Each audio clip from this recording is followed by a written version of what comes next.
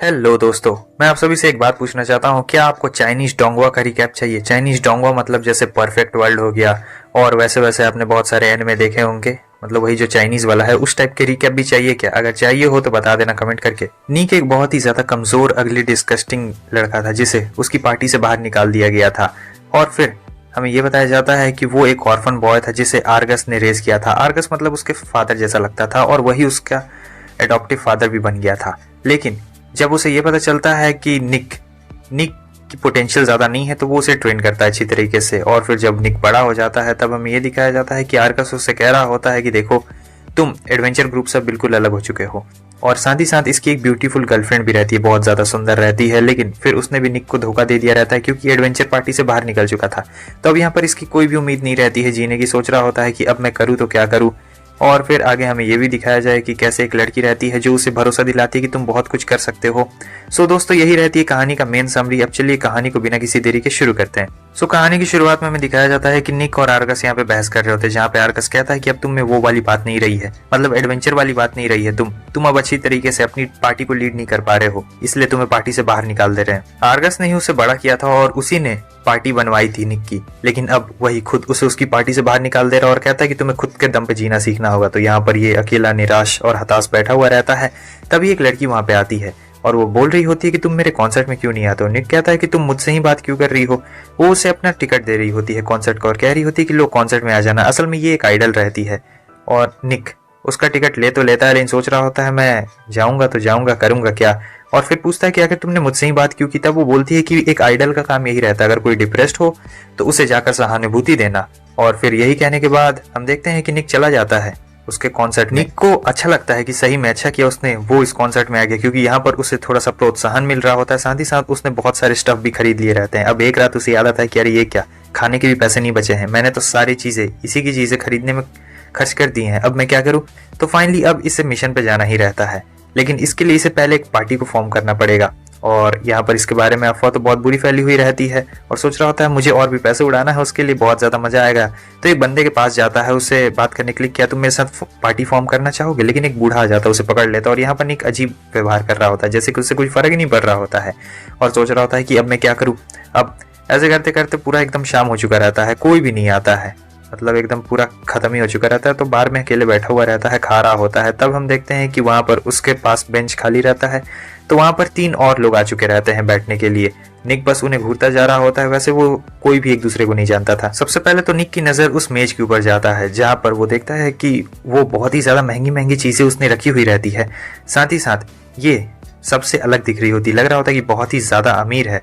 उसके बाद हम देखते हैं कि दूसरे मेंबर पे उसकी नजर जाती है, जो एक बंदा रहता है और इसके अंदर से लड़कियों की खुशबू आ रही होती है, मतलब परफ्यूम आ रहा होता है। आप समझ गए होंगे कि आखिर ये कहाँ से आया होगा, और बहुत ही ज्यादा ड्रंक भी रहता है। हालांकि ये बंदा बहुत ही ज्यादा मासूम दिख रहा होता है। और तीसरा तीसरा हमें एक और लड़की को दिखाया जाता है जो कि ड्रैगन रहती है, और ये चुपचाप बैठी हुई रहती है। फिर वहां पे वेट्रेस टोस्ट लाती है और वो चारों एकदम पकड़े हुए रहते हैं। और यहाँ पर निक जोर से चिल्ला के कह रहा होता है कि अब मैं किसी पे भरोसा नहीं करूंगा। और यही कहते कहते वो अपनी गर्लफ्रेंड के बारे में सोच रहा होता है, और सोच रहा होता है कि आर्गस बिल्कुल सही था, मुझ में कॉन्फिडेंस की बहुत ज्यादा कमी है और मुझे इस कॉन्फिडेंस को बढ़ाना पड़ेगा। इसके बाद हमें उन सभी का थोड़ा थोड़ा पास्ट बताने वाला है। सबसे पहले मेज के पास्ट के बारे में बताया जाता है, जिसका नाम टियाना रहता है। ये अपने घर से भाग गई रहती है और भाग के एक दूसरे बड़े से घर में आ चुकी रहती है, लेकिन ये जानती थी कि ये यहाँ पे अकेली है, तो ये काम ढूंढ रही होती है। सबसे पहले ब्लैक स्मिथ के पास जाती है काम ढूंढने के लिए, लेकिन नहीं मिलता है। और भी बहुत सारी जगह जाती है, लेकिन इसे काम नहीं मिल रहा होता है। हालांकि इसके पास एक और भी तरीका रहता है, जो रहता है बैटिंग करने का। तो फाइनली ये रेस के ऊपर बैटिंग करना अब शुरू कर देती है। काम ढूंढती तो है, लेकिन काम कहीं मिलता नहीं है। सो रेस के ऊपर बैटिंग करती है। पहला मैच तो एकदम जीत चुकी रहती है, बहुत ही ज्यादा खुश रहती है, पैसे आ जाते हैं। लेकिन फिर दूसरे मैच पे पैसे लगा देती है और यहाँ पर वो हार चुकी रहती है, बहुत ही बुरी तरीके से हार गई रहती है। तो जानती थी कि मेरे पास अब कुछ भी नहीं बचा है, बहुत ही ज्यादा उदास रहती है। तब फिर ऐसे ही काम ढूंढ रही होती है, कुछ ना कुछ काम मिल जाए। तभी इसे एडवेंचर गिल्ड के बारे में पता चलता है कि वहां पर इसे काम मिल सकता है, और फिर यही देखने के बाद वो यहाँ पे आई रहती है। अब दूसरी बारी उस प्रीस्ट की रहती है, जिसका नाम जेम रहता है, जो काफी ज्यादा ड्रंक था। तो जेम के बारे में हमें ये बताया जाता है कि मतलब इसका जो जान पहचान था और इसकी जो इज्जत थी बहुत ही ज्यादा की जाती थी इसके शहर में, क्योंकि काफी ज्यादा काइंड हार्टेड था और लोगों की मदद भी करता था, अच्छे से व्यवहार भी करता था। तो सब लोग इसे बहुत ही ज़्यादा पसंद किया करते थे और ये लड़की उसके बहुत ही ज़्यादा क्लोज थी, जो कि उसकी छोटी बहन जैसी उसके लिए लगती थी। तो एक दिन यहाँ पे ये जड़ी बूटी पीस रहा होता है, तो वहाँ पर वो लड़की आ जाती है और अपना लव कन्फेस कर देती है। लेकिन जेम उससे कहता है कि देखो मैं एक प्रीस्ट हूँ और प्रीस्ट को ये सब नहीं करना है, और वैसे भी तुम अभी बहुत ज़्यादा छोटी हो इन सभी चीज़ों के लिए। अब ये बात उस लड़की के ईगो को हर्ट कर जाती है और फिर हमें दिखाया जाता है कि यहाँ पर वो उसका सारा सामान इधर उधर करके भाग चुकी रहती है। सो फिर अब वो फैसला करती है कि वो जेम को जरूर सबक सिखाएगी, क्योंकि यहाँ पर उस लड़की का ईगो हर्ट हो गया था, छोटी बच्ची का ईगो हर्ट हो गया। अब सुबह सुबह में ये दिखाया जाता है कि कुछ ऑफिसर्स यहाँ पे आ चुके रहते हैं जेम को लेने के लिए। जेम को पता नहीं चलता है कि आखिर यहाँ पर ये सब क्या हो रहा है। तब हमें ये पता चलता है कि उस लड़की ने एकदम फॉल्स कंप्लेन कर दी है कि कैसे जेम ने उसके साथ बदसलूकी करने की कोशिश की, और यहाँ पर जेम को सजा मिल चुकी रहती है। हालांकि कुछ सालों बाद वो निकल तो चुका रहता है। फिर वो अपनी एक फ्रेंड के पास आता है, जहाँ पर वही उसकी एक लौती फ्रेंड रहती है। अब रात में उनकी रात बहुत ही ज्यादा अच्छी गुजरती है और फिर उसकी फ्रेंड उसे एडवाइस दे रही होती है कि कैसे तुम अब शहर में तो वापस नहीं जा सकते हो, इसलिए तुम एक एडवेंचरर क्यों ना बन जाओ। और फिर यहाँ से हमें ये पता चलता है कि जेम यहाँ पर किस लिए बैठा हुआ है, और फिर उसके बाद वो एडवेंचरर बन जाता है। लेकिन वो प्रीस्ट रहता है तो ज्यादा कुछ कर भी नहीं सकता था। फिर अगले दिन के सीन को दिखाया जाता है, जहां पर वो लोग टियाना के घर में रहते हैं। कैसे रहते हैं लेकिन पता नहीं। फिर टियाना कह रही थी तुम लोग चले जाओ, क्योंकि वो लोग स्ट्रेंजर्स रहते हैं। अब जैसे ही वो लोग जा रहे होते हैं तभी निक को यहाँ पर एक ख्याल आता है। वो कहता है क्यों ना हम लोग पार्टी फॉर्म कर लें, क्योंकि इसे भी किसी आइडल ने पहले भरोसा दिलाया था और तभी ये लड़ने के लिए वापस से तैयार हो गया था। तब ये कह रहा होता है क्यों ना हम लोग चारों ग्रुप फॉर्म कर ले और हम लोग ग्रुप बनाएंगे। तब सभी लोग थोड़े से इंकरेज भी हो जाते हैं कि हाँ ये बात बिल्कुल सही कह रहा है, और ये लोग एक ऑफिशियली ग्रुप बनाएंगे। तो एक लेडी के पास जाते हैं जहाँ पर बोल रहे होते हैं अपना ग्रुप के बारे में। फिर वो लेडी कहती है अच्छा ग्रुप का नाम, और यहाँ पर सारा एकदम अरेंजमेंट्स हो रहे होते हैं उनके ग्रुप के लिए कि क्या नाम रहेगा, कैसे कैसे रहेगा। हालांकि इन्हें अभी बहुत ही लो रैंक वाला लेबरेथ मिलेगा, यानी लो रैंक वाला में जाने के लिए। और वो लेडी वैसे भी निक को जानती थी, क्योंकि निक ने पहले भी तो पार्टी के साथ काम किया हुआ रहता है। अब इनकी पार्टी फॉर्म हो गई थी और यहाँ पर निक उन सभी लोग को रूल्स के बारे में बता रहा होता है। वो उन्हें 3 रूल्स के बारे में बताता है जो मेन रहता है, और फिर सारे रूल्स बता देने के बाद सब लोग एकदम मान चुके रहते हैं हाँ कि कोई किसी काम में दखल अंदाजी नहीं देगा, जिसको जो करना है वो कर सकता है, और सब लोग एकदम एक साथ डिसीजन लेंगे जो भी करना रहेगा। कोई भी इन रूल्स को नहीं तोड़ने वाला है। साथ ही साथ वो सबका अपना काम बांट देता है कि कौन पैसों की रखवाली करेगा, कौन कैलकुलेशन करेगा, कौन सामान ये इधर उधर करेगा, कौन लाएगा। लेकिन जब मेन कोई डिसीजन होगा तो उसमें सबको हक है, सब लोग अपनी बात रख सकते हैं। किसी को ऐसा नहीं है कि नहीं कौन छोटा है कौन बड़ा है। और फिर यहाँ पर वो सभी लोग फैसला कर लेते हैं कि किस किस को कौन सा काम करना है। अब फाइनली ये लोग लिबरेंथ में आ चुके रहते हैं। असल में ये एक ट्रेनिंग वाला लिबरेंथ रहता है, जहाँ पर ट्रेनिंग दी जाती है नए नए एडवेंचरर्स को, क्योंकि अभी शुरू हुआ था, इनका पार्टी फॉर्म हुआ था, तो इन्हें हाई रैंक वाला नहीं मिल सकता था। तो हमारा निक इन्हें बता रहा होता है कि कैसे यहाँ पर स्लाइम्स इन्हें मिलने वाले हैं, और वो सब बहुत ही छोटे मोटे मॉन्स्टर्स होंगे। तो ये लोग ऐसे ही हरा डालेंगे स्लाइम्स को, क्योंकि स्लाइम्स को मारना ज्यादा मुश्किल बात नहीं रहता है। जैसे आप देख सकते हैं स्लाइम ज्यादा नुकसान नहीं करते हैं, और अगर आपको स्लाइम्स को हराना है तो बहुत ही आसान तरीका है। बीच में वो कोर दिख रहा है, कोर स्टोन, आपको बस उस कोर स्टोन को निकाल लेना है। और जैसे ही आप उस कोर स्टोन को निकाल लीजिएगा, जितने भी यहाँ पर स्लाइम का पूरा बॉडी है वो पूरी तरीके से एकदम ढीला पड़ जाएगा। सो वो पहले निकाल के दिखाता है कि देखो इस तरीके से, और स्लाइम खत्म हो चुका रहता है। लेकिन जेम को अच्छा नहीं लग रहा होता है, क्योंकि वो एक प्रीस्ट रहता है और नहीं चाहता था कि कोई भी मरे। लेकिन अब ये इनका मिशन रहता है और ना चाहकर भी इन लोग को ये पूरा करना ही रहता है। तब जेम यहाँ पर करके दिखा रहा होता है, लेकिन उसे अच्छा नहीं लग रहा होता है। लेकिन निक कहता है हमें ये तो करना पड़ेगा। अब हमें दिखाया जाता है कि कुछ कुछ स्लाइम्स आते हैं। एक जो स्लाइम रहता है वो बड़ा ही अजीब हरकत करता है। वो ऐसा करता है कि वो सीधे टियाना के चेहरे पर ही जाकर गिर चुका रहता है। जब उसके चेहरे पे गिर जाता है, पैर पे भी गिर जाता है, तब उसे बहुत ज्यादा गुस्सा आता है। वो सोचती मैं नहीं छोड़ूंगी, और जोश जोश में आके यहाँ पर टियाना एक बहुत ही जोरदार वार कर देती है। लेकिन वो हमला सीधे करण को जाकर लगने वाला था, मगर वो रोक चुकी रहती है अपने ब्लेड से। उस ड्रैगन का नाम करण रहता है। अब यहाँ पर करण को गुस्सा आता है, लेकिन वो कुछ कहती नहीं है टियाना को। अब दोनों लड़कियों के बीच में मतभेद हो चुका रहता है। हालांकि इस मतभेद के बावजूद भी सब लोग आगे को क्लियर करते जा रहे होते हैं, और जब वो आगे ऐसे क्लियर करते जा रहे होते हैं तब वार्निक कहता है कि अभी तो हमें आगे और भी कुछ देखना है। लेकिन वहां पर उन्हें एक अजीब चीज दिखाई देती है, और हम देखते हैं कि ये जो अजीब चीज रहती है ये स्लाइम्स का बॉस रहता है। और ये जो स्लाइम का बॉस रहता है ये आराम से हार सकता था, लेकिन ये थोड़ा सा खतरनाक भी हो सकता था, क्योंकि बॉस रहता है और काफी ज्यादा बड़ा भी रहता है। हालांकि टियाना जोश में रहती है, वो फिर से जाती है और जोरदार वार करती है। निक को ये पसंद नहीं आता है वैसे। और जब वो हमला होता है तब हम देखते हैं कि स्लाइम के यहाँ पर चित्रे उड़ चुके रहते हैं, क्योंकि हमला ज्यादा तेज हो चुका रहता है। इसीलिए अब सभी लोग यहाँ पर अपने कपड़े बाल को सुखा रहे होते हैं, धो रहे होते हैं। हमारा निक जानता था कि अभी वो लोग एक दूसरे पर भरोसा नहीं कर सकते हैं, इसीलिए वो एक आइडिया निकालता है। वो कहता है क्यों ना हम सभी लोग अपनी पावर्स के बारे में एक दूसरे को बताएं। अगर बता देंगे तो इससे भरोसा करना ज़्यादा आसान हो जाएगा। जहाँ पर वो सबसे पहले अपने बारे में बताता है कि वो मैजिक का इस्तेमाल नहीं कर सकता है, लेकिन ऐसे वेपन से इस्तेमाल करने बहुत ज़्यादा अच्छा है। और फिर जेम भी अपने बारे में बता रहा होता है कि कैसे वो प्रीस्ट है। फिर हमें करण के बारे में पता चलता है कि वो ड्रैगन वाला हमला करता है और वैसे वैसे हमला कर सकता है। और टियाना को तो आपको सबको पता है कि ये एक मेज है और मेजेस वाले सारे हमले ये लोग कर सकते हैं। फिर टियाना वहां से उठती है, वो करण के पास जाती है, उससे माफी मांगती, कह रही होती कहीं कहीं मेरी मैजिक पावर मेरे हाथ से बाहर निकल जाती है। लेकिन यहाँ पे करण भी अच्छी रहती है, वो उसे माफ कर देती है।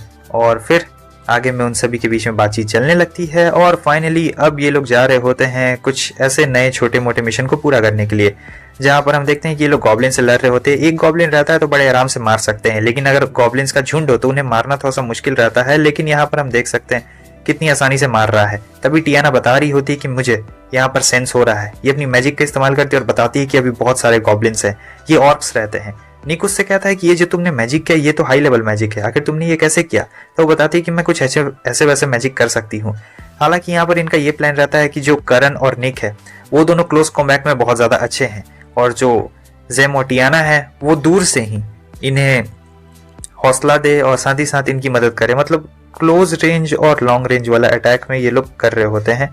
सो फाइनली यहाँ पर सारी प्लानिंग हो चुकी रहती है कि कौन आगे रहेगा, कौन पीछे रहेगा और कौन दूर से इन्हें सपोर्ट करने वाला है। तो सारी प्लानिंग हो जाने के बाद अब ये लोग मेन इनके तरफ बहुत सारे आ रहे होते हैं, तो ये लोग मेन आगे बढ़ते हैं, जहाँ पर हमें ये दिखाया जाता है कि कैसे करण और निक एकदम आगे निकल चुके रहते हैं और बाकी दोनों पीछे रहते हैं। फिर फाइनली मॉन्स्टर का बॉस आ चुका रहता है, लेकिन करण को दिखाया जाता है कि वो काफ़ी ज़्यादा जोश में रहती है। और यहाँ पर सब ने अपना प्लान के हिसाब से प्रोसेस किया रहता है, जहाँ पर दूर से वो लोग मदद कर रहे होते हैं इनकी, और इधर ये सामने जाता है छोटे मोटे को। और जो करण रहती है वो फाइनली एक बहुत ही जोरदार वार करती है उस बॉस के ऊपर, उस बॉस के 2 टुकड़े कर डालती है। और यहाँ पर इन लोगों ने मैच जीत लिया होता है। फिर करण कुछ सींगों को कलेक्ट कर रही होती है, इसी से तो उन्हें रिवॉर्ड मिलने वाला है। तो वहां अपना वो पेंडेंट निकालती है। असल में निक से गलती से वो पेंडेंट टूट चुका रहता है, तो वहां पर निक को बहुत बुरा लगता है, क्योंकि वो उसके दिल के बहुत ज्यादा करीब रहता है करण के। तो अगले दिन वो जाता है पेंडेंट को खरीदने के लिए, देख रहा होता है लेकिन सेम पेंडेंट मिल नहीं रहा होता है। अब बहुत ढूंढने के बाद भी जब उसे पेंडेंट नहीं मिल रहा होता है, तब वो उससे सामने से जाता है, कह रहा होता है कि प्लीज प्लीज मुझे माफ कर दो। लेकिन वो कहती है कि कोई बात नहीं, वैसे भी वो मेरी पुरानी याद थी और अच्छा किया कि तुमने उसे तोड़ दिया, अच्छा हुआ जो टूट गया। फिर वो उसे खाने के लिए देती है और ये लोग हंसी मजाक कर रहे होते हैं। अब जब रात में ये लोग बार में आते हैं तब देखते हैं कि ये क्या, कुछ दिन पहले तो कोई भी बात नहीं कर रहा था, लेकिन अब देखो लोगों की लाइन लग चुकी रहती है इन सभी लोगों से बात करने के लिए। सब लोग बात कर रहे होते हैं। नेक्स्ट सीन में हमें दिखाया जाता है कि उसी लेडी ने इन लोगों को बुलाया रहता है, जहाँ पर लेडी को बहुत ही ज्यादा इंपॉर्टेंट बात करनी रहती है। लेडी को बात करनी रहती है निक से कि एक लिवरेंथ है और वो लिवरेंथ बहुत ही ज्यादा स्पेशल है, और वो निक को पहले से जानती भी थी। तो वो चाह रही थी कि निक उस लिवरेंथ पे जाए और वहां पर पता लगाए कि क्या है, क्योंकि वहां पर बहुत ज्यादा ही अच्छी अच्छी चीजें हैं। और रिवॉर्ड सुनकर तो इनका मन में लालच भी आ जाता है, क्योंकि पैसे हर किसी को चाहिए रहते हैं। और अगर ये लोग उस लिवरेंथ को पार कर लेते हैं तो इन्हें बहुत ज्यादा तगड़ा रिवॉर्ड भी मिलने वाला रहता है। हालांकि निक पूरी इन्फॉर्मेशन ले लेता है, डायग्राम चार्ट जो भी चाहिए रहता है वो सारी चीजें उनसे मांग लेता है, और वो सारी चीजें देने के लिए भी तैयार रहती है, क्योंकि ये जो लिवरेंथ होने वाला था वो पहले से थोड़ा अलग होने वाला था। हालांकि जब वो उस लिवरेंथ पे पहुंचते तो हमें दिखाया जाता है कि वो नॉर्मल किसी गुफा टाइप का नहीं रहता है, ये थोड़ा अलग टाइप का रहता है। मतलब मॉन्स्टर तो पुराने पुराने रहते हैं, लेकिन यहाँ पर हम देखते हैं, आप दीवार देख सकते हैं, बिल्कुल मॉडर्न जमाने की दीवार है। और इसके साथ साथ लाइटिंग भी आप देख सकते हैं कितना खतरनाक वाला लगाया हुआ है, और लाइटिंग के साथ साथ कैमरा भी लगा हुआ रहता है। इसका मतलब ये थोड़ा स्पेशल टाइप का है, सब लोग देखकर ही समझ चुके रहेंगे। अब यहाँ पर ये लोग आगे बढ़ रहे होते हैं, नीचे वाले फ्लोर पे आ चुके रहते हैं। फिर इन्हें बहुत सारे रास्ते दिखते हैं, तो सारे रास्तों में जा रहे होते हैं। हालांकि कुछ कुछ भूल भुलैया भी रहती है, लेकिन अपनी चतुराई के हिसाब से ये लोग सॉल्व कर लेते हैं। अब एक अचानक से रास्ता खुल चुका रहता है, कैमरा इनके ऊपर नजर बनाए हुए रखा था। और जब ये लोग एक कमरे में पहुंचते हैं तो देखते हैं कि ये क्या, ये कमरा तो बहुत ही ज्यादा अजीब है। और यहाँ पर टीना महसूस कर रही होती है कि यहाँ पर कुछ लोग पहले से थे, उनकी एनर्जी मुझे महसूस हो रही है, लेकिन वो लोग हमला नहीं कर रहे हैं और चुपचाप हैं। तब ये कहता है कि हमें से मतलब नहीं है, हमें तो बस अपना मिशन पूरा करना है। फिर ये लोग धीरे धीरे कर कर आगे बढ़ रहे होते हैं, और आगे में हमें एक स्वॉर्ड को दिखाया जाता है। अचानक से लाइट भी आ चुकी रहती है, तो ये लोग थोड़े से घबरा चुके रहते हैं। फिर एक आवाज आ रही होती है, और ये आवाज इस स्वॉर्ड में से आ रही होती है। असल में ये स्वॉर्ड इनसे कह रहा होता है कि तुम मुझे ले लो, मेरे अंदर बहुत ज्यादा पावर है, और जो भी मुझे लेगा उसके अंदर बहुत ज्यादा पावर आ जाएगी। हालांकि ये स्वॉर्ड हर कोई नहीं ले सकता है, क्योंकि इसकी पावर एक्वायर करना काफी ज्यादा मुश्किल रहती है। तो अब ये लोग बात कर रहे होते हैं कि कौन हो तुम। हालांकि ये स्वॉर्ड बता रहा होता है कि ये कई सालों से यहीं पे रहता है, और सभी लोग इससे बात करने की कोशिश कर रहे होते हैं, लेकिन वो स्वॉर्ड अपने बारे में ही बताया जा रहा होता है कि कैसे किस तरीके से वो यहाँ पर है और ये बहुत ही ज़्यादा ताकतवर स्वॉर्ड है। हालांकि अब किसी को समझ में नहीं आ रहा होता है तो वो लोग फैसला करते हैं कि हम लोग इस स्वॉर्ड को उठाएंगे और चलते बनेंगे, क्योंकि हमें तो बस अपने रिवॉर्ड से मतलब है, इससे ज़्यादा हमें और कुछ चाहिए भी नहीं है। और उस लेडी ने पहले ही बताया कि रिवॉर्ड काफ़ी ज़्यादा तगड़ा होने वाला है, इसलिए लोग इसके बारे में ज़्यादा सोच भी नहीं रहे होते हैं। और वो स्वॉर्ड इधर बता रहा होता है कि तुम लोग में से कोई ट्राई क्यों नहीं करता है मुझे, एक बार जरा ट्राई करके देखो, काफी ज्यादा मजा आने वाला है। जब वो लोग ले जाने वाले रहते हैं, अचानक से वहाँ पर एक गोलम आ चुका रहता है और वो गोलम उनके ऊपर हमला कर देता है। लेकिन टियाना अपनी मैजिक पावर की मदद से उस गोलम को रोकने की कोशिश करती है, लेकिन वो रुक नहीं रहा होता है। फिर इधर करण भी जाता है और यहाँ हम देखते हैं कि उस गोलम के ऊपर असर नहीं होता है, लेकिन करण को चोट लग चुकी रहती है, तो वहां पर वो लोग उसे हील कर रहे होते हैं। और फिर हम देखते हैं कि निक हमारा जा रहा होता है, वो हमला तो करता है लेकिन उस गोलम के ऊपर कोई फर्क ही नहीं पड़ रहा होता है। वो गोलम काफी ज्यादा ताकतवर रहता है और यहाँ निक को काफी ज्यादा प्रॉब्लम हो रही होती है। वो गोलम इन सभी लोग के ऊपर वार करने वाला था, तभी वो स्वॉर्ड कहता है कि मेरा इस्तेमाल करो, तुम मेरा इस्तेमाल करोगे तो तुम उसे आराम से काट सकते हो। तो अब यहाँ पर उसके पास और कोई रास्ता नहीं बचता, वो स्वॉर्ड का इस्तेमाल करता है और हम देखते हैं कि इस बार जब वो गोलम को काटता है तो वो रीजनरेट नहीं हो रहा होता है और यही उनके पास मौका रहता है उस गोलम को हराने के लिए। लेकिन वो देता है एक जोरदार पंच और ये यहाँ गड्ढे में जाकर गिर चुका रहता है। तब टियाना वापस से इसके ऊपर हमला करती है और फ्रीज कर डालती है और उधर करण जाती है उसे बाहर निकालने के लिए, लेकिन गोलम काफी तगड़ा रहता है। यहाँ पर वो वापस से आ चुका रहता है। हालांकि टियाना बार बार उसे फ्रीज कर रही होती है, लेकिन वो बार बार निकल रहा होता है। इन्हें किसी भी तरीके से वक्त चाहिए था कि करण जाकर निक को बचा ले और यहाँ पर ये अपनी पूरी कोशिश कर रही होती है, लेकिन थक चुकी रहती है। इधर हमें दिखाया जाता है कि वो काफी अंदर जाकर गिर चुका रहता है और करण पत्थरों को हटाना शुरू कर चुकी रहती है, लेकिन फिर भी अभी यहाँ पर दिक्कत हो रहा होता है, क्योंकि वो काफी ज्यादा फिर से उससे उसके नेकलेस के लिए माफी मांगता है। लेकिन वो कह रही होती कि नहीं, अच्छा किया तुमने वो नेकलेस तोड़ दिया, क्योंकि वो मेरे पास से जुड़ा हुआ था। मैंने उस नेकलेस को बहुत बार छोड़ने की कोशिश की थी, लेकिन वो मुझसे छूट नहीं रहा था। अच्छा किया जो तुमने उसे तोड़ दिया। अब यहाँ पर इन दोनों की बात हो चुकी रहती है और फिर हमें दिखाया जाता है कि स्वॉर्ड बता रहा होता है और दूसरी तरफ टियाना थक चुकी रहती है। उसने बहुत ज्यादा पावर इस्तेमाल कर ली रहती है और कह रही होती है कि चलो हमें छुपना पड़ेगा ज़ैम, अगर हम लोग नहीं छुपेंगे तो मैं अपनी पावर का ज्यादा इस्तेमाल नहीं कर सकती हूँ। गोलम पास में आ जाता है, लेकिन हम देखते हैं कि यहाँ पर करण और निक दोनों मर्ज हो चुके रहते हैं। तो यहाँ पर ये स्वॉर्ड की स्पेशल पावर रहती है कि मर्ज कर देता है यूजर्स को और फिर फाइनली वो जाता है गोलम पे हमला करता है और गोलम को तोड़ डालता है और ये स्वॉर्ड को भी लेके आ चुका रहता है, जहाँ पर वो लेडी कहती है कि तुम्हारा स्वॉर्ड बहुत ही अच्छा है और ये रहा तुम्हारे ग्रुप का एक नया पार्टनर। इस नए बच्चे का नाम काजुना रहता है। अब आपको इसकी भी स्टोरी पता चलेगी जब ये लोग काजुना को लेके जा रहे होते हैं, क्योंकि अब ये इनके ग्रुप का मेंबर बन चुका है। तब मैं आपको बता दूं कि काजुना कोई और नहीं बल्कि वही स्वॉर्ड रहता है। वो जो स्वॉर्ड बकबक कर रहा था वही काजुना ही है। अब ये अपने बारे में बता रहा होता है कि कैसे ये हजारों सालों से एक ही जगह पे पड़ा हुआ था और फिर इन लोगों की वजह से अब ये बाहर निकल चुका है। तो काजुना जानता था कि क्या क्या हुआ था अंदर में। अब फाइनली वो सभी लोग को उसका हिस्सा दे रहा होता है निक कि देखो इस तरफ इतना हिस्सा रहेगा, इस तरफ इतना हिस्सा रहेगा। वो काजुना को भी देता है और कहता है कि जाओ मजे करो, क्योंकि तुम्हारी वजह से तो हमने उस मॉन्स्टर को हराया। तो काजुना को पता नहीं रहता क्या वो क्या करे। तब टियाना उससे कह रही होती क्या तुम मेरे साथ रेस पे बेट लगाने के लिए चलोगे। तो ये चीज काजुना को काफी ज्यादा इंटरेस्टिंग लग रही होती है और वो चला जाता है उसके साथ बेट लगाने के लिए, क्योंकि काफी ज्यादा खुश भी रहता है। अब यहाँ पर ये लोग जा रहे होते हैं जहाँ पर वो लोग बात कर रहे होते हैं रेसेस और बेट के बारे में, जहाँ पर टियाना उससे कह रही होती है कि तुम्हारा नाम काजुना नहीं, तुम्हारा नाम हम लोग मॉप रखेंगे। अब से हम लोग तुम्हें मॉप बुलाएंगे, क्योंकि तुम इतने सालों से सरवाइव करते जो आ रहे हो, तो अब इसका नया नाम मॉप रहेगा। बहुत सारे मजे करने के बाद सभी लोग वापस से एक जगह पर इकट्ठा हो चुके रहते हैं। काजुना सबसे ज्यादा खुश रहता है और यहाँ पर निक बता रहा होता है कि हमें सारी चीजें वापस सब मतलब प्लानिंग करनी होगी, कितना पैसा इनके पास बचा हुआ है और कितने ज्यादा मजे इन लोगों ने कर लिए हैं। तो वो अपने ट्रेजर बॉक्स बाहर निकालता है जिसमें सारे पैसे रखे हुए रहते हैं। फिर की से ट्रेजर बॉक्स को खोल देता है, जहां पर हम देखते हैं कि एबेकस सबके पास हाथ में रहता है और सब लोग जोड़ रहे होते हैं कि इतने पैसे उड़ चुके हैं।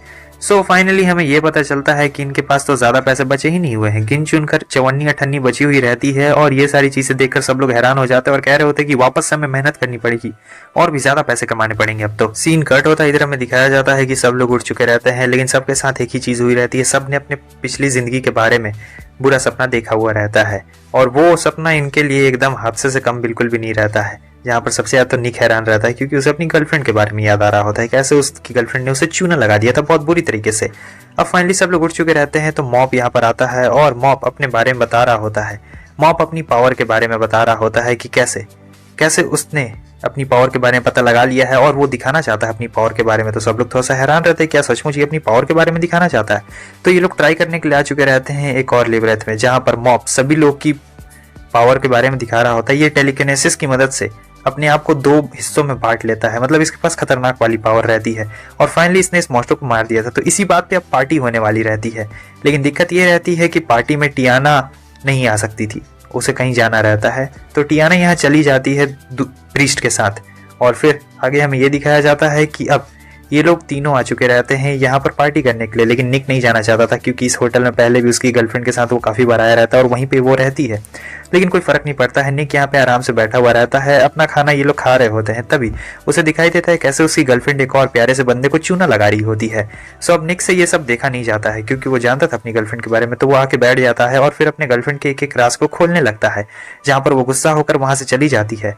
और वो जो बंदा होता है हमारे निक को शुक्रिया अदा कह रहा होता है कि तुम्हारी वजह से मैं बहुत बड़ी मुसीबत में फंसने से बच चुका हूँ। कुछ देर के बाद देखते हैं निक और सारे साथी बैठे हुए रहते हैं, तभी उसकी गर्लफ्रेंड क्लाउडिया आ चुकी रहती है। वो यहाँ एक बंदे लियो के साथ आई रहती है और उसी के साथ पार्टी फॉर्म करती है। तो यहाँ पर लियो चैलेंज कर रहा होता है हमारे निक को, और क्लाउडिया भी उसे भड़का रही होती कि अगर तुम मर्द हो तो जाओ इसके साथ लड़ कर दिखाओ।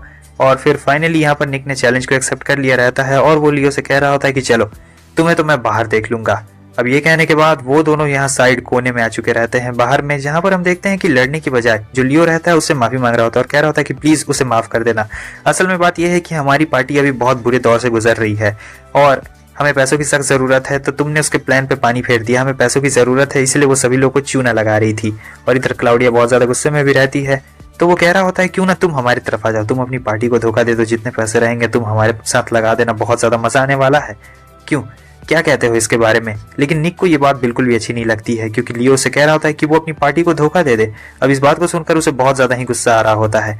फिर निक क्या करता है, देता है उसे एक जोरदार पंच और कह रहा होता है कि मैं अपनी पार्टी को कभी भी धोखा नहीं देने वाला हूँ। और ये जब पंच उसे लगता है तो एकदम गिर चुका रहता है। लियो को गुस्सा आता है लेकिन निक उसे पहले ही पकड़ चुका रहता है। तब वो वापस से हमला करने के लिए तैयार रहता है, लेकिन यहाँ पर निक ने वापस से उसे धोबी पछाड़ दिया रहता है। तभी पीछे से उसके ऊपर हमला होता है। तभी निक के बाकी साथी भी आ चुके रहते हैं और उस बंदे को ही उल्टा लटका डालते हैं। इससे पहले कि यहाँ पर बहुत बड़ी लड़ाई छिलती, लेडी आ चुकी रहती है और लेडी कह रही होती कि अगर तुम लोग को लड़ना है तो इसके लिए कंपटीशन रहेगा, एकदम बढ़िया कंपटीशन रहने वाला है यहाँ पर। सो नेक्स्ट सीन में हमें दिखाया जाता है, लेडी बता रही होती है अगर तुम लोग को लड़ना ही है तो तुम लोग लड़ सकते हो, लेकिन इसका कंपटीशन एक मैथ कंपटीशन रहेगा और जो भी सही जवाब देगा वो अगले वाले बंदे को मारेगा। मतलब दोनों टीम में से एक एक बंदे को चुना जाएगा जो मैथ कंपटीशन की लड़ाई करेगा, और जो दोनों टीम यानी मेन लियो और निक रहेंगे वो एक दूसरे को पंचेस मारेंगे। आपको आगे समझ में आ जाएगा। अब यहाँ पर से पर्ची निकलने वाली थी कौन मैथ कंपटीशन में हिस्सा लेने वाला है। सो पहली पर्ची तो क्लाउडिया की निकलती है और दूसरा हमें दिखाया जाता है कि करण का नाम निकल चुका रहता है। हालांकि ये मैथ में इसका तो हाथ टूटा हुआ रहता है, लेकिन फिर भी ये लोग कह रहे होते चिंता मत करो, हम लोग तुम्हें पूरी अच्छी तरीके से प्रिपरेशन करवाएंगे। और वो बहुत ही ज्यादा डर चुकी रहती है कि अब वो करे तो करे क्या, लेकिन क्लाउडिया एकदम कॉन्फिडेंस में रहती है कि हाँ मैं कर लूंगी आराम से। अब यहाँ पर वो लोग उसे बता रहे होते हैं किस तरीके से, और साथ ही साथ हम देखते हैं कि जेम वहां पर निकल चुका रहता है क्लाउडिया और उसके साथियों के बारे में पता करने के लिए किस तरीके का ग्रुप है। वहां पर बहुत सारी लड़कियां रहती है तो वो उसे बता रही होती है। साथ ही साथ ये लोग कह रहे होते हैं कि अगर हम लोग ऐसे नहीं जीत सकते तो हम लोग चीटिंग करेंगे, या फिर अगर वो चीटिंग करेंगे तो हम लोग उन्हें पकड़ सकते हैं आराम से। फिर यहाँ पर ये लोग एकदम पूरा मास्टर प्लान बना रहे होते हैं। साथ ही साथ जेम हर दिन निकल जाता था लड़कियों से पूछताछ करने के लिए ताकि वो लोग क्लाउडिया के बारे में बता सके। खूब सारा पैसा यहाँ पर खर्च किया जा रहा होता है। अब यहाँ पर सारी इन्फॉर्मेशन धीरे धीरे कर लीक हो रही होती है कि कैसे जो क्लाउडिया और लियो की पार्टी है वो बहुत ज्यादा चीटिंग करती है और चीटिंग करने माहिर है। तभी ये लोग फैसला करते हैं कि हम लोग किस तरीके से उनके चीटिंग को पकड़ेंगे, और जब चीटिंग पकड़ा जाएगी तब देखना बहुत मजा आने वाला है। फाइनली कंपटीशन वाला दिन आ चुका रहता है जहां पर इन दोनों को मैथ के सवाल मिलते हैं और दोनों एकदम सॉल्व करना शुरू कर चुके रहते हैं। लेकिन करण यहाँ पर थोड़ा सा स्लो सॉल्व कर रही होती है, फिर वो बाद में अपनी स्पीड बढ़ा देती है। वो देख रही होती है कैसे वहां पर निक की जान खतरे में और वो सबसे पहले क्वेश्चन सॉल्व कर देती है। लेकिन हमें दिखाया जाता है कि क्लाउडिया यहाँ पे जीत चुकी थी ज्यादा पॉइंट्स के साथ। तो यहाँ पर निक को एक जोरदार पंच पड़ता है लियो की तरफ से काफी ज्यादा, लेकिन ये सब करण को अच्छा नहीं लग रहा होता है। निक उससे कहता है हिम्मत बिल्कुल ही मत हारना। इधर ये लोग अपने ऐसे लड़ रहे होते हैं। अब आपको समझ में आ गया होगा पैटर्न किस तरीके से। हालांकि दूसरी बार भी यही होता है, दूसरी बार भी उसके स्कोर कम हो जाते हैं और यहाँ पर उसकी वजह से फिर से एक और मुक्की खानी पड़ती है। तो वो कह रही होती कि बस अब बहुत हो गया, लेकिन निक उससे कह रहा होता है कि नहीं हार बिल्कुल भी मत मानना, तुम्हें जीतना पड़ेगा, क्योंकि वो लोग जान रहे थे कि उन लोगों ने बहुत ही अच्छा प्लान बनाया है। और यहाँ पर करण को वो हौसला दे रहा होता है कि तुम ये जरूर कर सकती हो।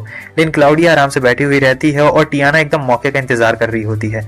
सो फाइनली अब ये रहता है कि उन लोगों को लगातार पेपर मिलते जा रहे होते हैं, एकदम स्पीड के साथ मिलते जा रहे होते हैं। और यहाँ पर ये ढूंढ रही होती कि कहाँ से है, कहाँ से वो चीटिंग करने की कोशिश कर रहा है। और क्लाउडिया को दिक्कत हो रही होती है थोड़ी बहुत, क्योंकि क्वेश्चन काफी ज्यादा स्पीड से होते जा रहे होते हैं और टियाना ढूंढने की कोशिश कर रही होती है। फाइनली उसे मिल चुका रहता है वो बंदा। तो वो कहती क्यों ना हम लोग इसे थोड़ा सा स्पेशल बनाते हैं, थोड़ा सा तेज कर देते हैं और ज्यादा तेज कर देते हैं, मतलब एक ही बार में बहुत सारे पेपर दिया जाए, तभी ना कंपटीशन में ज्यादा मजा आने वाला है। तो उन लोग को एक ही बार में बहुत सारा पेपर मिल चुका रहता है।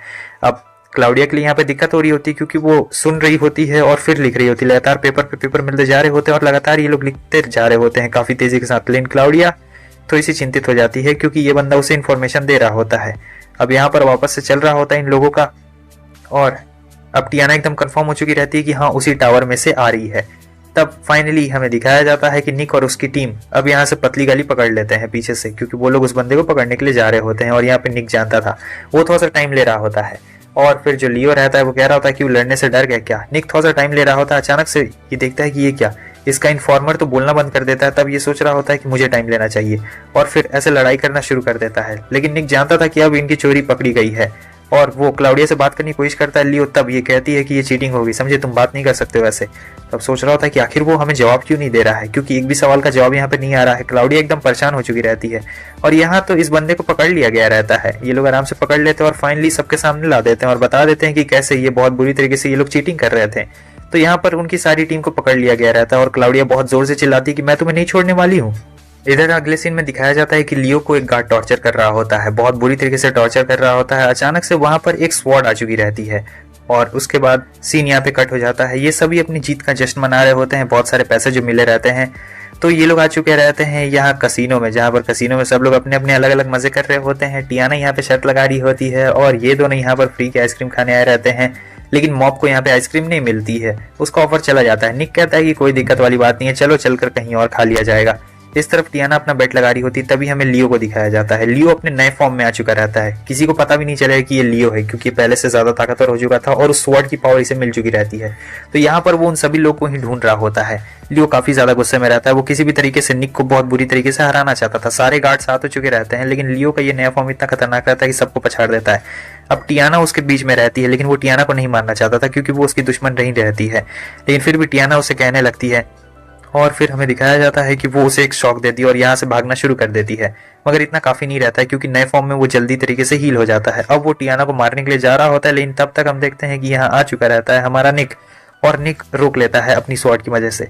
अब हमें यह पता चलता है कि जो दोनों की स्वॉर्ड रहती है दोनों एंशिएंट स्वॉर्ड रहती है और दोनों स्वॉर्ड में अपना ही दुश्मनी रहता है, मतलब स्वॉर्ड के मालिकों में भी दुश्मनी है और स्वॉर्ड में भी दुश्मनी है। यहाँ पर लियो का स्वॉर्ड उसे और भी ज्यादा पावर दे रहा होता है जिसकी वजह से वो काफी ज्यादा पावरफुल बन चुका रहता है। फिर निक पीछे हट जाता है और हम देखते हैं कि ये दोनों मर्ज हो चुके रहते हैं। मर्ज होकर अब निक पहले से ताकतवर बन चुका था, वो हमला कर रहा होता है।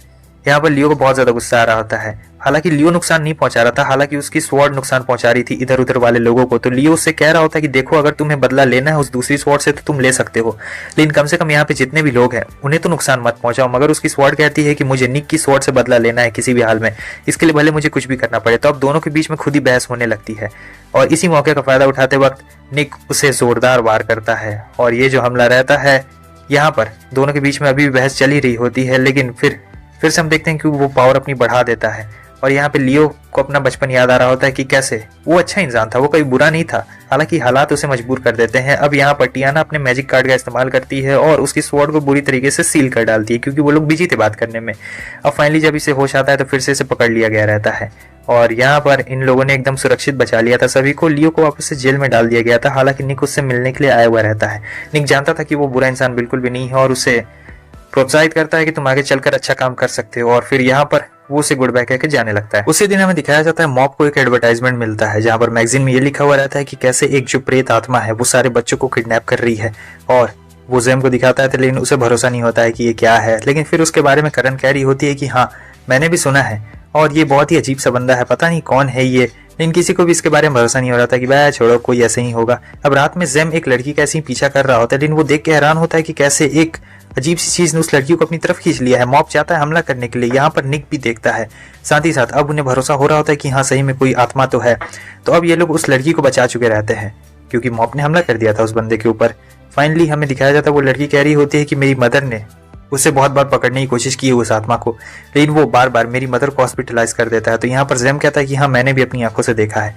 वो लड़की जेम से कह रही होती है कि आप तो एक प्रीस्ट है ना, तो मुझे भी एक प्रीस्ट बनना है, प्लीज आप मेरी मदद करिए। लेकिन वो कह रहा होता है कि देखो तुम बहुत छोटी हो, मतलब कम से कम 15 साल की तो होनी चाहिए, लेकिन तुम अभी भी छोटी बच्ची हो।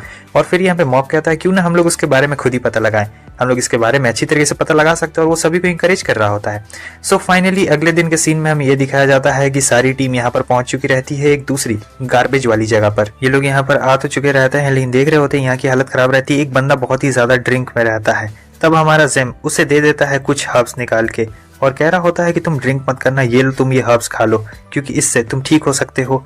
अब वो बंदा भी उसे देखता है, क्योंकि ये लोग बहुत गरीब रहते हैं, इनके पास कुछ भी नहीं रहता है करने के लिए, जेम उनकी मदद कर देता है तो उसे काफ़ी ज़्यादा अच्छा लग रहा होता है कि चलो किसी ने तो इसकी मदद की है। ये बंदा भी एकदम हैरान ही रहता है कि कौन है ये दूत। अब फाइनली इन्हें एक बंदा दिखाई देता है जहाँ पर करण बता रही होती कि यही है वो जो बच्चों को किडनैप कर रहा है। तो ये बंदा भागने की इधर से कोशिश कर रहा होता है, लेकिन मॉब बीच में आ जाता है और इस बच्चे पूरी तरीके से फंसा डालता है। अब ये लोग उसे लेके जा रहे होते हैं, तभी वहां पर एक प्रीस्ट आ चुके रहते हैं और ये इस बेकार सी जगह की रक्षा करते थे, मतलब यहाँ के लोगों की रक्षा करते थे। तो प्रीस्ट कह रहे होते हैं कि कौन है तुम लोग और इसे कैसे लेके जा रहे हो। तब हमारा निक कह रहा होता है कि इसके ऊपर शक है कि ये बच्चों को किडनैप कर रहा था और लगभग शक सही भी रहता है। हालांकि मर्डर के अलावा उस बंदे ने सारे कांड किए रहते हैं, इसलिए उसे सजा तो मिलनी चाहिए। और जो प्रीस्ट रहते हैं वो भी इस बात से सहमत रहते हैं कि हाँ तुम बिल्कुल सही कह रहे हो। हालांकि इस प्रीस्ट को भी इस बंदे के बारे में उतना कुछ नहीं पता हुआ रहता है, तो वो कह रहे होते हैं कि ठीक है तुम लोग इसे लेके जा सकते हो, इसे जो सजा देनी है दे सकते हो। मौत की सजा नहीं मिलने वाली थी। यहाँ पर उन लोगों को बहुत सारे लेटर्स मिलते हैं उस घोस्ट के बारे में, लेकिन बारटेंडर कह रही होती है कि तुम लोग इन रूमर्स और लेजेंड्स पे ज्यादा भरोसा क्यों कर रहे हो, तुम लोग अपने काम पे फोकस क्यों नहीं करते, और अगर तुम लोग को ज्यादा ढूंढना है तो किसी ऐसे बंदे को ढूंढो जो देखो कुछ अजीब व्यवहार कर रहा हो। तब यहाँ पे निक को एक आइडिया आता है और वो सोच रहा होता है कि किसे ढूंढा जाए, मतलब कोई भी यहाँ पर शक करने के लायक हो सकता है। बारटेंडर उसे कुछ हिंट देती है और कहती है कि उधर जाके क्यों नहीं देख लेते हो। तब निक का शक एक लड़की पे जाता है, वो लड़की से पूछ रहा होता है कि तुम 2 रात पहले क्या कर रही थी। वो लड़की उसे सारी बातें बता देती है कि हाँ मैं ये कर रही थी और ऐसे ऐसे सारी चीजें हुई थी। अब निक यहाँ पर कुछ ढूंढ रहा होता है कि उसे घोस्ट के बारे में कुछ पता चल जाए।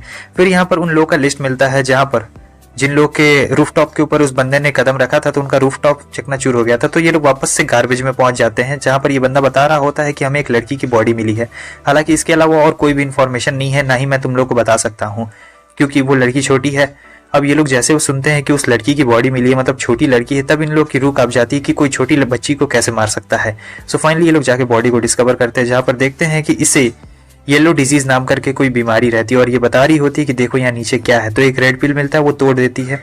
इन लोगों को लग रहा होता है कि हाँ ये मतलब इसके ऊपर क्या क्या कुछ एक्सपेरिमेंट किया गया है और इसी वजह से इसकी मौत हो चुकी है। जब ये लोग घर पहुंचते तो इन्हें एक लेटर दिखता है जहां पर पेरेंट्स ने कंप्लेन की रहती है कि मेरी बेटी खो गई है। लगभग 1 महीने पहले की ये बात रहती है। तो वो लोग समझ चुके रहते हैं कि ये वही लड़की के पेरेंट्स होंगे। तो फैसला करते हैं कि हाँ चलो पहले इसके पेरेंट्स को इसकी बॉडी दे देते हैं। हालांकि मॉब को ये शक रहता है कि कहाँ पर वो बंदा उन्हें मिल सकता है जो इन सारी लड़कियों को मार रहा है ढूंढ ढूंढ कर। अब यहाँ पर हम देखते हैं कि रात में वो लोग मिल चुके रहते हैं उस बंदे से जो कि लड़कियों को ढूंढ ढूंढ के मार रहा होता है और मॉब ने बहुत ही सही अंदाजा लगाया रहता है ये कोई और नहीं बल्कि वही प्रीस्ट रहता है जो कि छोटी बच्चियों के ऊपर एक्सपेरिमेंट कर रहा था। और गार्बेज वाली जगह से भी इन्हें बहुत सारे क्लू मिले हुए रहते हैं। अब निक हमला कर देता है। यहाँ पर वो प्रीस्ट बता रहा होता है कि कैसे कैसे वो पहले अच्छा हुआ करता था, लोगों की जान बचाया करता था, लेकिन अब उसे जान बचाने में कोई भी इंटरेस्ट नहीं है क्योंकि लोग बहुत ही ज्यादा गद्दार निकलते हैं। जैसा निक के साथ हुआ वैसा बिल्कुल प्रीस्ट के साथ हुआ है। लेकिन अब प्रीस्ट हार मान चुका था क्योंकि वो जानता था कि वो नहीं बचने वाला। इन सभी लोगों ने उसे घेर लिया रहता है। लेकिन जॉम उसके पास आता है और बता रहा होता है कि तुमने ना चाहते हुए भी यहाँ पर जो गार्बेज में लोग रहते थे तुमने उन सारे लोगों की बहुत ज्यादा मदद की है, तुमने ना चाहते हुए भी उनकी जान बचाई है, इसलिए तुम इतने ज्यादा बुरे हो नहीं जितने ज्यादा तुम बुरे अपने आप को समझते हो। अब जब वो जॉम की ये बातें सारे सुन रहा होता है तब उसे लग रहा होता है कि हाँ ये बात सही है। और फिर वो लोग उस बॉडी के बारे में बता रहे होते हैं कि आखिर तुमने उसे क्यों मारा, मतलब इसने बहुत ज्यादा एक्सपेरिमेंट किए थे लेकिन अब एक बॉडी तो बाहर निकल चुकी है तो सजा तो इसे मिलेगी ही भले कुछ भी हो। जब ये लोग बात कर ही रहे होते तभी वहां पर एक व्हाइट मास्क वाला मॉन्स्टर आ चुका रहता है जो कि आके सीधे हमला कर देता है और वो सीधे प्रीस्ट के ऊपर हमला कर देता है। यहाँ पर जेम और निक मिल चुके रहते हैं एक दूसरे से और कंबाइन होते हैं। यहाँ पर वो मॉन्स्टर ओलिविया के ऊपर हमला करता है जहाँ पर प्रेशर की वजह से वो उठ नहीं पा रही होती। वो ओलिविया को मारना चाहता था लेकिन उसने अपना फेट एक्सेप्ट कर लिया था कि वो नहीं बचने वाली है। लेकिन जेम इतनी आसानी से हार नहीं मानने वाला था। वो उस मॉन्स्टर को बहुत ही ज्यादा कड़ी टक्कर दे रहा होता है और यहाँ पर उसकी पावर उधर लग रही होती है तो यहाँ पर ओलिविया उठने की कोशिश कर रही होती है और फाइनली हम देखते हैं कि जेम उसे टक्कर दे रहा होता है।